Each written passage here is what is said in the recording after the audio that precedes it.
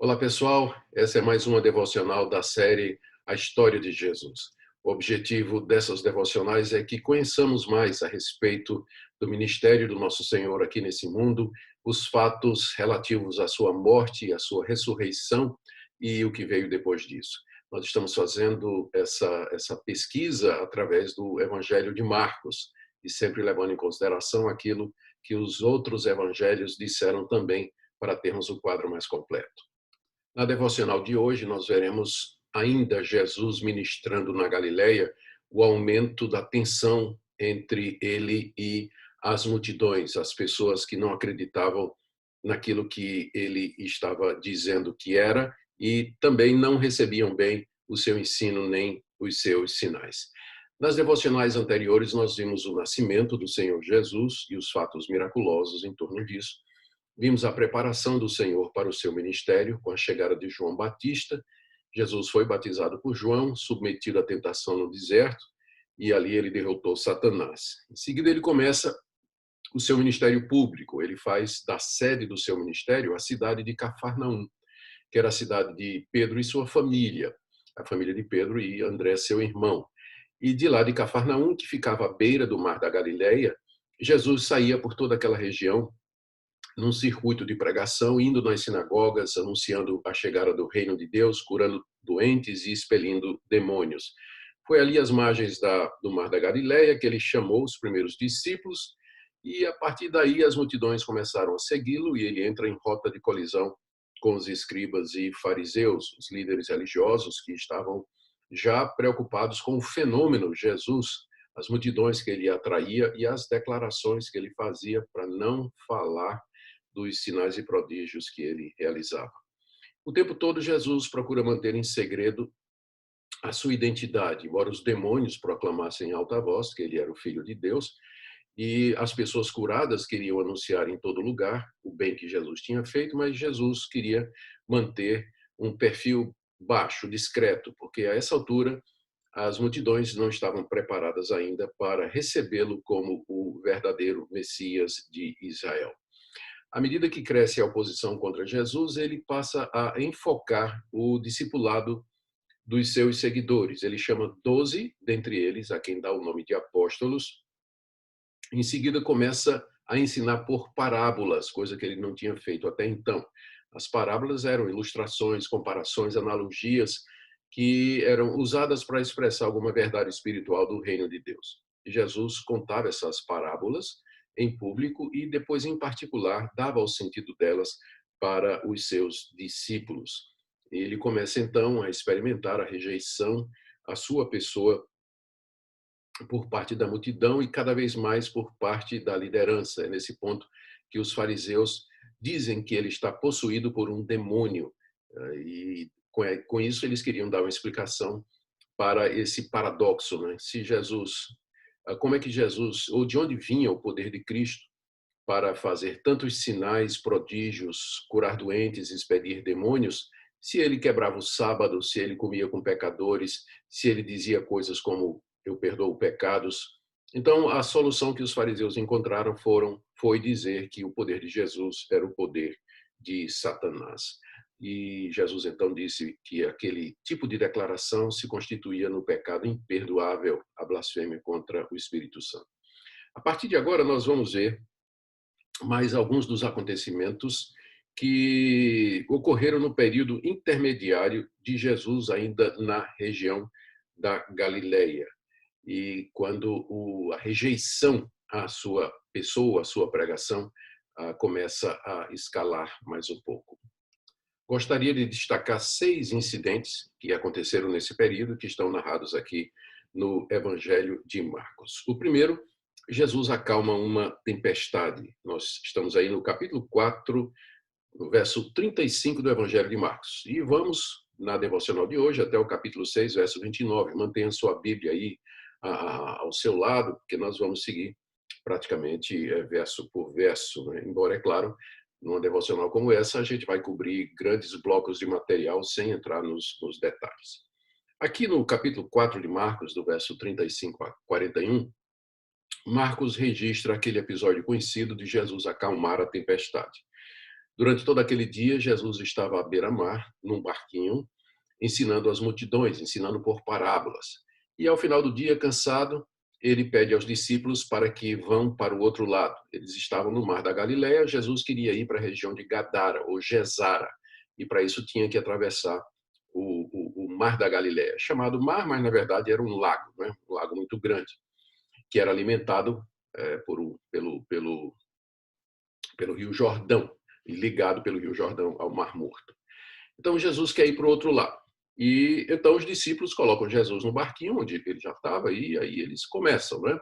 E de repente vem já tinha anoitecido, e aí durante a noite vem uma grande tempestade de vento sobre o Mar da Galileia, que era uma coisa muito frequente naquela região. E a tempestade se forma e as águas começam a encher o barco. Os discípulos entram em desespero, porque vem um perigo muito grande. Enquanto isso, Jesus estava dormindo na parte de trás do barco, na polpa do barco. E os discípulos finalmente resolvem acordar Jesus, perguntando se ele não estava se incomodando com o que estava acontecendo. Jesus então acorda, examina a situação e com uma palavra, ele acalma o mar e aquieta o vento. E pergunta para os discípulos: por que vocês são tão tímidos? Vocês ainda não têm fé? Vocês ainda não entenderam quem eu sou? Como se Jesus dissesse: eu sou Deus. Nada pode acontecer de mal comigo. Eu domino sobre todas as coisas. Enquanto vocês estão comigo, nenhum mal vai acontecer a vocês. Os discípulos, a essa altura, já tinham visto muitos milagres de Jesus, mas eles ainda não tinham compreendido que eles estavam diante do Criador dos céus e da terra, do Senhor de tudo e de todos. E quando Jesus acabou de dizer essas palavras, os discípulos olharam um para o outro e disseram assim: quem é esse que até o vento e o mar lhe obedecem? Que cena, não é? Que episódio extraordinário não deve ter sido. Finalmente eles chegam no outro lado e desembarcam na região da Gadara. E quando desembarcam, Marcos nos diz que veio um homem possuído de espírito imundo que se prostra diante de Jesus. O Evangelho de Mateus o Evangelho de Mateus, Lucas concorda com Marcos. O Evangelho de Mateus diz que eram 2 endemoniados. Provavelmente eram 2, mas um era o que se destacava, era o mais conhecido, era o mais feroz, era o vocal, era aquele que falava pelos 2, por isso Marcos e Lucas dizem que era apenas um. Muito bem. Esse homem chega-se diante de Jesus e ele era bastante conhecido daquela região. Marcos diz que ele era extremamente forte, a ponto de que ninguém conseguia prendê-lo, nem com correias, que ele passava a noite acordado, correndo pelos túmulos. Aquela região era a região de cemitério, era onde se enterravam os mortos da região de Gadara. O homem vivia ali. Ele se cortava, se feria com pedras, gritava a noite toda e era extremamente feroz, né? Era o terror daquela região. Ninguém podia dominá-lo. Quando ele vê Jesus chegando, ele corre na direção de Jesus, se ajoelha e pergunta para Jesus: o que é que o senhor veio fazer aqui? O que é que o senhor tem comigo? O senhor já veio me atormentar antes do tempo? Isso aqui revela algumas coisas. Primeiro, que, de acordo com o Evangelho de Marcos, os demônios já sabiam quem era Jesus. E isso, é claro, aconteceu lá no episódio do início do Evangelho, quando Jesus foi levado ao deserto e ali ele foi provado, tentado 40 dias pelo diabo, né? E o diabo perguntando, dizendo: já que você é o filho de Deus, faça isso, faça aquilo. Está dito, né? Se és o filho de Deus. Mas é o se positivo, né? Já que você é o filho de Deus, né? Como você diz, então faça isso, isso e isso. O diabo sabia quem era Jesus. E ele agora estava com medo de que tinha chegado a hora da sua destruição, porque lá no paraíso, lá no jardim, depois que o homem caiu, tentado por Satanás, ele e sua mulher, Deus disse que da semente da mulher viria aquele que esmagaria a cabeça da serpente, a cabeça do diabo. Então estava profetizado e já antecipado que um descendente do homem, um descendente da humanidade, um homem viria para destruir Satanás. E os demônios então pensavam que havia chegado aquela hora. Marcos diz que eles pediram a Jesus que não mandasse para fora daquele país, que Lucas interpreta: não nos mande para o abismo, para o inferno, que era o local onde eles seriam atormentados eternamente. Pensaram que tinha chegado a hora. Mas não tinha chegado a hora ainda. Né? Não tinha chegado a hora ainda. os demônios veem ali uma manada de porcos, uma vara de 2.000 porcos, animais imundos, na verdade, não era nem para serem criados pelos judeus. Então, o que indica que naquela região de Gadara, né, tinha judeus, moravam ali, mas eles não eram praticantes, né, não eram judeus estritos. E estavam criando porcos, deviam comer porco e quebrar a lei de Moisés. Mas tinha lá aquela quantidade de porco, e eles disseram, manda a gente ir para aqueles porcos. Se o senhor vai nos tirar desse homem, manda ir para aqueles porcos. Eu estou falando no plural porque Jesus tinha perguntado, qual é o teu nome? E o demônio respondeu, legião, porque somos muitos. Uma legião correspondia a um grande número de soldados, um grande número de soldados. Então, muitos demônios tinham entrado naquele homem. A gente não sabe quando, a gente não sabe por quê, a Bíblia não dá essa informação, é inútil especular. O fato é que esse homem estava possuído por uma legião de demônios, daí a sua força, daí a sua ferocidade, daí a sua ira, e ninguém poderia contê-lo. Mas agora os demônios se curvam diante de Jesus. Eles reconhecem que Jesus é o Filho de Deus, o Filho do homem, o Filho da humanidade, o descendente da mulher que haveria de esmagar a cabeça. E pede para sair. Não queria ser atormentado, mas ele pede para sair e ir para aqueles porcos. Jesus concede, porque não chegou a hora ainda de mandar o diabo para onde ele deve estar, que é o inferno. Embora muita gente pense que o diabo já está no inferno, não está, né? Não chegou a hora ainda, ele está atuando aqui nesse mundo. E Jesus então concede, os demônios saem daquele homem, entram nos porcos e os porcos se precipitam no despenhadeiro. Lembrando que Gadara era às margens do mar da Galileia e estava nos penhascos, então estava ali, né, na beira-mar. Os porcos começam a correr e se precipitam ali naquele penhasco. E algumas pessoas estavam ali, viram, né, o pessoal que guardava os porcos, eles viram o que tinha acontecido, e eles entenderam o que tinha acontecido. O que é que fizeram? Foram lá para a cidade anunciar ali e em outros lugares o que é que havia se passado. O resultado foi que uma grande multidão afluiu ao local. Eles vieram ver, né, porque todo mundo conhecia aquele endemoniado, né, ele era famoso. E agora veio a notícia de que alguém chegou e dominou, subjugou o endemoniado. Né? E quando chegaram lá, o que eles viram foi o homem em perfeito juízo, já vestido, sentado ali na companhia de Jesus. Sentado na companhia de Jesus. Eles ficaram admirados, perguntaram o que tinha acontecido, e quando entenderam o que tinha acontecido, surpresa. Em vez de agradecer a Jesus que os livrou daquele mal e que salvou a vida daquele homem, eles pediram para Jesus ir embora dali, ressentidos e com medo, porque Jesus havia permitido que 2.000 porcos se perdessem no mar. Eles ficaram chateados pela perda do lucro, eles pensavam muito mais no dinheiro e no proveito financeiro do que na vida daquele pobre homem, dois homens, na verdade, não é? Que haviam sido libertos pelo poder do Espírito Santo. Jesus, uma vez que ele não era bem-vindo ali, ele não se impõe. Ele então diz aos discípulos, vamos voltar para Cafarnaum. E quando se aproxima e quando se dirige para o barco para fazer o caminho de volta, aquele homem que tinha sido liberto implora a Jesus com muita insistência para ficar com Jesus, para ser um dos discípulos de Jesus. Jesus diz, não, você vai anunciar o evangelho lá na sua região. Você vai dizer às pessoas aquilo que o Senhor fez por você. E o homem então vai por toda aquela região ali, que é chamado de Decápolis, que em grego significa 10 cidades. Ele saiu anunciando a sua libertação e falando a respeito de Jesus.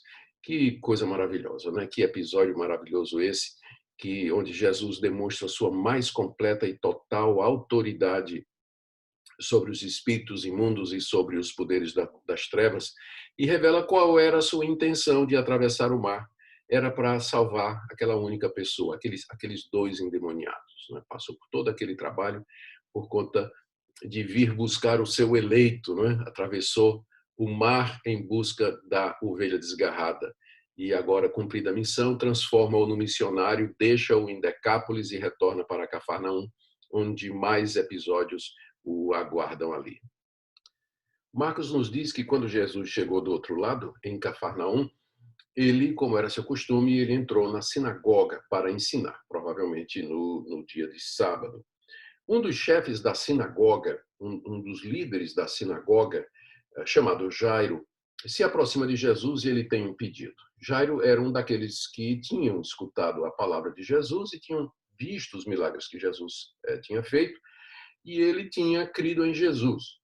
E agora queria que Jesus viesse até sua casa para curar sua filhinha, que estava gravemente enferma. E Marcos nos diz que ela tinha 12 anos. É interessante o detalhe, Mateus não diz a idade, nem Lucas, mas Marcos diz que ela tinha 12 anos de idade. Então Jesus resolve ir com Jairo, resolve atender o pedido. E enquanto eles iam, uma grande multidão comprimia Jesus. Pessoas que queriam tocar em Jesus, pessoas que queriam ser libertas do seu mal. E no meio da multidão estava uma mulher que sofria de uma hemorragia há 12 anos. Curioso o detalhe, né? A menina de 12 anos e a mulher que por 12 anos sofria dessa hemorragia. E então ela, no seu coração, ela tinha pensado que se ela tão somente tocasse em Jesus, ela ficaria curada do seu mal. E aí ela se espreme na multidão, chega por detrás de Jesus e toca nas vestes de Jesus, na túnica de Jesus. Jesus para imediatamente. E ele olha ao redor e faz essa pergunta: quem é que me tocou? Marcos diz aqui que os discípulos ficaram surpresos. Mestre, toda a multidão está te apertando, tem umas 30 pessoas aqui perto do Senhor, tocando no Senhor, e o Senhor pergunta quem tocou? E eu creio que é Lucas que diz, eu creio que Jesus disse, eu senti que de mim saiu o poder. No meio daquela multidão, Jesus reconheceu o toque da fé. Aquela mulher que veio a Jesus em fé, fé verdadeira, confiando nele, que ele era de fato o Filho de Deus, o Salvador do mundo, e que poderia salvá-la daquele mal. E a pergunta de Jesus era uma pergunta sincera, porque mesmo que Jesus era Deus, plenamente Deus, ele estava no seu estado de esvaziamento, de humilhação, em que ele se despiu provisoriamente de alguns atributos para que pudesse experimentar a morte por nós e a plena humanidade. Então Jesus tinha fome, Jesus tinha sede, ele era Deus, mas ele tinha fome, ele tinha sede e nem sempre ele sabia de tudo. E que era, é claro, depois da sua morte e da sua ressurreição, tudo isso volta. Mas ali naquele estado de humilhação, Jesus estava limitado na sua humanidade. E a pergunta é sincera: quem me tocou? E é nesse sentido também que a gente vai entender outra declaração dele mais adiante, quando ele diz assim que nem ele sabia o dia da sua vinda, naquele período, né? Enquanto ele estava encarnado, ele não sabia o dia da sua vinda. Agora, é claro, depois da ressurreição, sentado à direita do Pai, ele comanda a história, preparando a história para a sua vinda. Mas voltemos à narrativa. A mulher viu que não podia se esconder e então ela se identificou. E Jesus disse para ela: filha, vá em paz, a tua fé te salvou. A fé que salvou ali, a salvação ali não era necessariamente a salvação dos pecados, embora pudesse estar incluído, mas era a salvação da doença, principalmente. Aquela mulher tinha sido desenganada. Lucas acrescenta que ela gastou todo o seu dinheiro, tudo que ela tinha, a sua pensão, a poupança, com os médicos, e não tinha adiantado nada. E olha que Lucas era médico, não é? Ela já havia sido desenganada, mas ali, só pelo toque em Jesus, ela é curada imediatamente. Ela sente no seu corpo que ela ficou curada daquele mal. Que, que amor extraordinário de Cristo, que poder extraordinário do Senhor Jesus. Percebam que, embora em algumas situações Jesus esperou fé da parte das pessoas para que o milagre se realizasse, como é o caso, por exemplo, dessa mulher, em outros ele realiza a cura ou o milagre sem que haja participação da fé de outras pessoas. Por exemplo, quando ele acalma a tempestade, né, no dia anterior ele tinha acalmado uma tempestade no Mar da Galileia, mas isso apesar de que os discípulos não tinham fé, os discípulos não pediram isso, os discípulos não estavam nem preparados para isso. O que nos ensina que o nosso Deus ele não trata conosco sempre da mesma forma. Em algumas ocasiões, ele espera que nós criamos e o busquemos em fé para obtermos aquilo que pedimos com insistência. Em outras ocasiões, ele dá antes mesmo que a gente peça. E aqui o que vemos é o resultado da fé daquela mulher, o toque da fé, e fez com que o milagre acontecesse na sua vida. Jesus se põe a caminho para a casa de Jairo, mas a essa altura o tempo havia passado e a menina que estava doente, gravemente enferma, ela veio a falecer. E alguns empregados do Jairo vieram dar a notícia para ele e dizer: não incomode mais o mestre, porque a menina já morreu. Ou seja, na expectativa deles, Jesus poderia fazer alguma coisa enquanto a menina estivesse viva, tipo curá-la. Mas a morte, então, representaria o fim de qualquer coisa que Jesus pudesse fazer. Jesus diz para Jairo: não temas, crê somente. E continua caminhando com ele. Nós estamos aqui no capítulo 5, do verso 35 em diante. E quando Jesus chega em casa, tem um grupo grande de pessoas chorando e lamentando a morte da criança. Os familiares, os amigos e talvez até as carpideiras, aquelas choradeiras profissionais que geralmente faziam parte de todo o sepultamento, que compareciam em caso de luto, né? E especialmente no caso de gente que não tinha amigos, eram contratadas para chorar por eles, né? Mas o fato é que estava todo mundo lá chorando. Quando Jesus chega, Jesus faz uma declaração que deixa todo mundo espantado. Ele diz: por que vocês estão chorando? A menina não morreu, ela está dormindo. Ela está dormindo. É claro que Jesus sabia que a menina tinha morrido, mas o que ele estava dizendo é que ele veio para ressuscitá-la e que, portanto, o que a menina estava fazendo era como se estivesse dormindo, porque ela haveria de acordar, ela haveria de voltar para a vida. E aí todos aqueles que estavam chorando começam a rir de Jesus, zombar de Jesus, né? É impressionante como o choro pode virar zombaria de uma hora para outra e tão rápido. Jesus então expulsa todo mundo, deixa que fique apenas Jairo, sua mulher e 3 dos seus discípulos, Pedro, Tiago e João.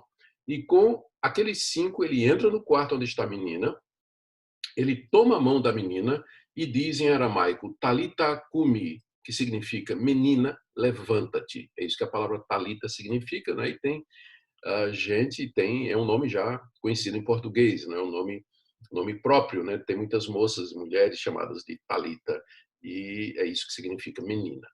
E a menina, então, imediatamente abriu os olhos e se levantou para surpresa geral de todos, né? Surpresa geral de todos. Curar um doente, tudo bem. Ressuscitar um morto já é um nível acima. Veja, Jesus, aos poucos, ele vai revelando a sua verdadeira identidade aos seus discípulos, construindo o caminho para depois se apresentar como sendo o Messias, o Filho de Deus, que veio ao mundo para ser o Salvador da nossa situação de queda e corrupção. Em seguida, Jesus manda que deem de comer a menina. Uma lição importante. Deus faz milagres, mas ele não abole a lei natural das coisas. Ele ressuscita a moça, a menina, mas agora ela tem que comer, porque é assim que Deus nos criou. É o método normal, é o caminho natural. Deus não faz milagres o tempo todo. Ele geralmente nos abençoa no uso dos meios que ele próprio determinou. Ali de Cafarnaum, Jesus desce até a cidade de Nazaré, onde ele tinha sido criado. Jesus nasceu em Belém, ele criou-se em Nazaré, seu principal ministério foi em Cafarnaum, e ele morre em Jerusalém, são as 4 cidades da vida de Jesus. Agora ele vai para Nazaré, e o relato está aí em Marcos capítulo 6, de 1 a 6. Foi lá que Jesus foi criado, foi lá que ele se desenvolveu. A essa altura, o marido de Maria, José, já havia morrido, né? Já havia morrido. Jesus chega em Nazaré e, como é do seu hábito, ele vai até a sinagoga. E ele começa a pregar ali. Talvez foi a primeira vez que ele esteve lá na sua cidade, onde ele cresceu, depois de começar o ministério público. E lá ele começa a pregar na sinagoga e todo mundo fica espantado, dizendo assim, oh, peraí, esse aqui não é o carpinteiro, filho de José? Na verdade, eles dizem, Marcos diz que eles falaram, filho de Maria, porque a essa altura, como eu adiantei, José tinha morrido. Quando eles chamam Jesus de carpinteiro, significa que Jesus havia assumido a carpintaria no lugar do seu pai, já que Jesus era o filho mais velho, o que era muito comum nas famílias dos judeus. O filho geralmente seguia a profissão do pai. Então, Jesus era carpinteiro. E ele provavelmente já tinha feito muita mesa, porta, cadeira, armário para muita gente ali da cidade, né? Ou talvez para quase toda a cidade, né? Era uma vila. Então, ele era o carpinteiro da cidade. E aí, quando ele chega, e de repente o pessoal encontra ele lá na igreja, né? No sábado, e ele está pregando, e mais, ele está fazendo prodígios, curando as pessoas, o pessoal diz, mas peraí, esse aí é o carpinteiro. E a família dele, ele é daqui, não é aquele Jesus? Oh, os irmãos dele estão aqui. E Marcos diz o nome dos irmãos: Tiago, José, Judas e Simão. Desses 4 irmãos, a essa altura, os irmãos de Jesus não acreditavam nele, que ele era o Messias, o Filho de Deus, né? Jesus era o irmão mais velho, eles não criam. Mas eles vão se converter. Pelo menos 2 deles a gente sabe que se converteram, que é Tiago e Judas. E Tiago escreveu a carta de Tiago e Judas escreveu a carta de Judas. Eles se tornaram líderes da igreja apostólica, mas isso vai adiante, mais adiante. Por enquanto, eles não criam que Jesus era o Filho de Deus, não é? Que era o Filho de Deus. E Jesus também tinha irmãs. Aqui em Marcos, capítulo 6, verso 3, a multidão pergunta: as suas irmãs não vivem aqui entre nós? Ou seja, a reação foi essa: mas peraí, né? O que está acontecendo aqui? Nós conhecemos essa pessoa, ele cresceu aqui conosco, trabalhou, fez os utensílios, os móveis da nossa casa, a família dele está aqui, eu conheço os 4 irmãos, as irmãs dele. E aí diz aqui o texto que eles se escandalizaram com Jesus, né? Eles rejeitaram a Jesus. E Jesus, então, profere aquelas palavras conhecidas e tristes: nenhum profeta é desprezado, a não ser na sua terra. E entre os seus parentes, isso significa que Maria, os 4 irmãos e as irmãs se juntaram com a multidão para se escandalizar com Jesus. E na sua casa, nenhum profeta é desprezado, a não ser no meio dos seus. Que coisa, não é? E o texto diz que ele não fez ali muitos milagres por causa da incredulidade deles. Mais uma vez, aquela relação entre fé e milagres. Aqui Jesus esperava que aquele povo no meio do qual ele cresceu, no qual ele deu testemunho de vida, aquele povo cresce nele e não creram. E Jesus, diz o texto, estava admirado, não é? Admirado assim, surpreso, de maneira triste, não é? Com a reação daquele pessoal que ele esperava que, afinal, viesse a crer nele. Próximo episódio narrado por Marcos é o comissionamento dos 12 discípulos para pregar. Dali de Nazaré, Jesus passou por diversas vilas circunvizinhas pregando o evangelho e, em uma certa altura, ele chamou os 12 apóstolos, e deu a eles autoridade para pregar o evangelho, expulsar demônios e curar os doentes. Até agora, só Jesus tinha feito isso. Os discípulos estavam seguindo Jesus, vendo Jesus, convivendo com Jesus, mas agora, a um nível, passamos para o próximo nível. Jesus chama os 12 e diz: eu concedo a vocês esse poder que eu tenho para curar, para expelir demônios e autoridade para anunciar o reino de Deus. Vocês são meus embaixadores, vocês são meus representantes. Vocês agora vão fazer o que eu estou fazendo. Vocês vão pelas cidades e vocês vão anunciar o evangelho. Isso porque Jesus percebeu que a demanda era muita, não é? A Israel era como ovelhas que não tinham pastor. Havia uma sede da palavra de Deus e agora Jesus tomou os discípulos, era essa a sua intenção desde o início, né? Prepará-los para assumir a igreja, o povo novo que Jesus estava trazendo à luz. Lembra que 12 corresponde às 12 tribos de Israel.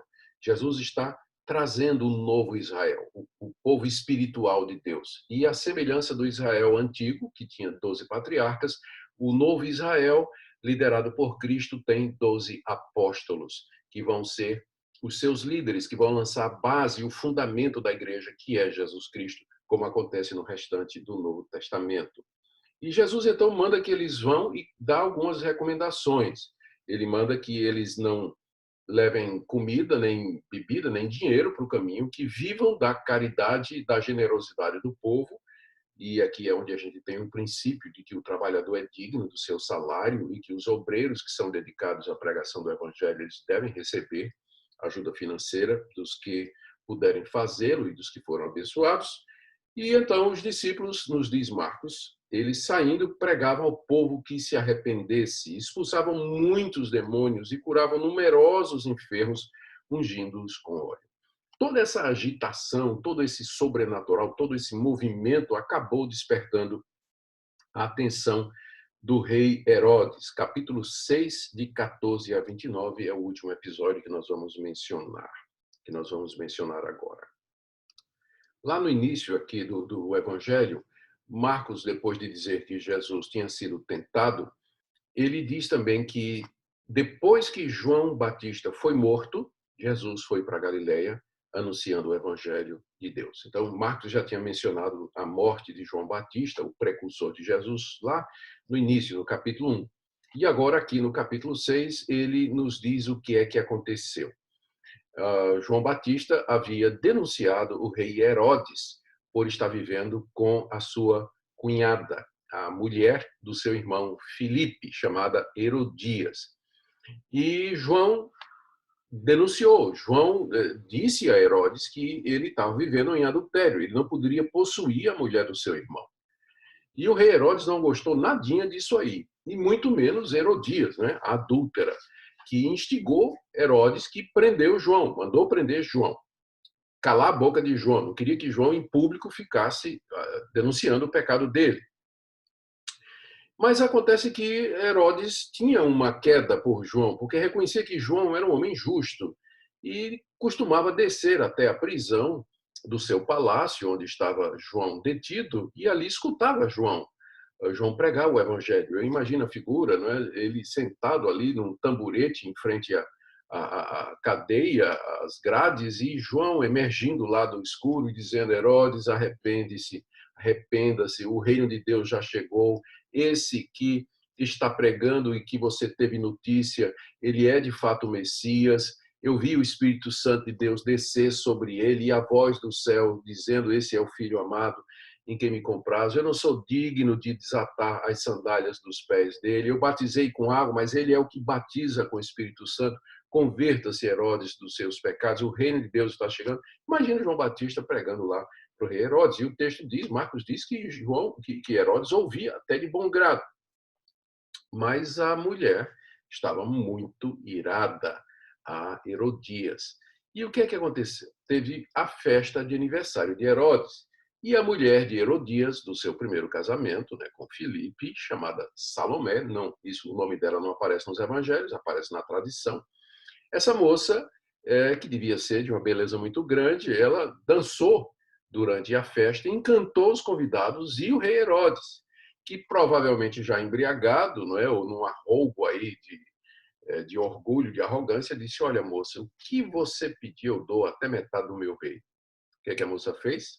Mamãe, o que é que eu peço? E o que vocês acham que Herodias pediu?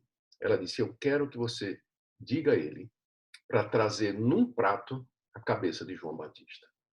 E aí lá vai Herodes executar o pedido, porque ele tinha ficado preso com suas palavras. É o risco da gente falar demais, né? A gente acaba se prendendo pelas palavras. Herodes não queria, mas ele se viu obrigado, né? Para manter a sua reputação, manter a moral, não podia ser desmoralizado na frente de todo mundo. Então ele mandou o carrasco foi lá no cárcere, decepou a cabeça de João Batista. Imagina o garçom entrando com uma bandeja e em cima da bandeja alguma coisa coberta com um pano, ele serve a Herodias e aí quando ele tira o pano é a cabeça de João Batista. Imagina aquela cena terrível. E isso tinha acontecido já há algum tempo atrás. E agora, quando a fama de Jesus começa a crescer e chega a notícia ao rei Herodes, né, de que há esse profeta fazendo sinais e prodígios, depois que João Batista morreu, apareceu outro. Né? E aí a consciência culpada de Herodes dá a interpretação. Herodes diz: esse Jesus, na verdade, é João Batista que eu mandei matar. É ele que ressurgiu dos mortos e por isso que ele tem esses poderes para fazer sinais e prodígios que ele está fazendo. Marcos diz que os discípulos de João, logo que souberam que ele foi decapitado, foram lá na prisão e colocaram o corpo num túmulo. Aqui a gente aprende que mesmo os servos fiéis de Deus, como João Batista, não estão isentos de passar por sofrimento aqui nesse mundo e mesmo experimentar uma morte cruel como essa que João experimentou. Se Deus não poupou João, que nas palavras de Jesus foi o maior nascido de mulheres, pode ser que ele também não queira nos poupar. E pode ser que nós tenhamos pela frente dias difíceis, dias de dor, de sofrimento, perseguição, doença, pandemia piora, situação econômica se agrava. O que Deus requer de nós é que nós tenhamos confiança. Vocês percebem que a história de Jesus é exatamente em torno disso. Quem é ele? Quem é essa figura extraordinária? Ele é o Filho de Deus, ele é o Salvador do mundo, como João Batista confiava. João Batista morreu na fé, ele morreu firme, mesmo que em circunstâncias tão cruéis. E esse é o alvo do Evangelho. O Evangelho procura despertar em nós fé na pessoa do Senhor Jesus, que nós confiemos nele, que nós deixemos nossa vida nas suas mãos, que nós o amemos acima da nossa própria vida e estejamos dispostos, se necessário for, inclusive a morrer por ele. Esse é o propósito do Evangelho de Marcos e de toda a Bíblia, na verdade. Deixe-me caminhar para o fim agora. Esse foi o último episódio, o último acontecimento dentro do texto que nós nos propusemos hoje e vamos tentar fazer um resumo. O que é que tudo isso que a gente viu nos ensina? Primeiro, que a identidade de Jesus vai ficando cada vez mais clara para os discípulos através dos sinais extraordinários que Jesus realizava. Jesus acalma a tempestade, dando ordens ao vento e ao mar. Ele vence uma legião de demônios que havia possuído aqueles gadarenos. Ele cura aquela mulher desenganada dos médicos. Ele ressuscita uma criança morta. E alguns dos seus milagres, perceba, eles foram realizados na presença de poucas testemunhas e alguns somente na presença dos discípulos, porque Jesus está mantendo o seu segredo, o segredo da sua identidade, ele está mantendo ainda oculto, não é? Ele não quer ainda divulgação, não quer que as multidões venham para ele, porque as multidões tinham uma ideia errada messiânica. Os judeus esperavam um Messias político, militar poderoso que fosse derrotar os exércitos de Roma, mas Jesus sabia que primeiro ele tinha que morrer pelo povo e só depois, na sua segunda vinda, que ele viria em glória para instalar o seu reino finalmente aqui. Os judeus não tinham compreendido isso e nem os discípulos a essa altura. Por isso Jesus mantém reserva com relação à sua identidade, porque vai chegar o momento em que ele vai se revelar. A gente percebe também pelo episódio que a gente viu, pelos episódios, que Jesus vai concedendo agora poder e autoridade aos seus discípulos. A missão de Jesus entra numa nova etapa, né? Há um desdobramento. Ele concede autoridade para que eles preguem, para que eles curem, para que eles expulsem demônios. Isso é a próxima etapa. E cresce a resistência ao seu ministério. Seu precursor, João Batista, é decapitado e morto na prisão. Os gadarenos tinham pedido para Jesus se retirar da sua terra, mesmo diante do milagre extraordinário que Jesus havia feito, libertando aqueles dois homens. E Jesus chega em Nazaré e é rejeitado pelos seus, inclusive pelos seus familiares. Então, isso tudo continua hoje. A pessoa de Jesus é pregada no mundo, é anunciada no mundo, e sempre com essas reações. Algumas pessoas mais ou menos não entendem. Herodes tinha ideias erradas a respeito de Jesus. Você vê como os milagres em si, eles não têm poder para provocar convicção correta a respeito de Deus, porque quando Herodes ouviu falar dos milagres que Jesus tinha feito, a sua consciência e os seus pressupostos levaram à seguinte interpretação: isso aí é a reencarnação de João Batista. É a reencarnação da João Batista que eu mandei matar, né? Que está vindo me assombrar, está vindo me assombrar. Então, as pessoas interpretam os milagres de acordo com suas crenças, com seus pressupostos. Então, você tinha aquela gente que tinha ideias místicas a respeito de Jesus, você tinha os incrédulos que o rejeitavam, você tinha os líderes que se opunham ao ministério de Jesus, e na própria família de Jesus tinha gente que não acreditava nele. Então, até hoje é assim. Nunca todas as pessoas irão crer no nosso Mestre. Haverá quem resista e haverá quem se torne hostil. Precisamos estar preparados e firmes. Que privilégio crer no Senhor Jesus, saber quem Ele é, o Filho de Deus. Agradeça a Deus por isso e nós nos veremos na próxima devocional, com a misericórdia de Deus. Um grande abraço.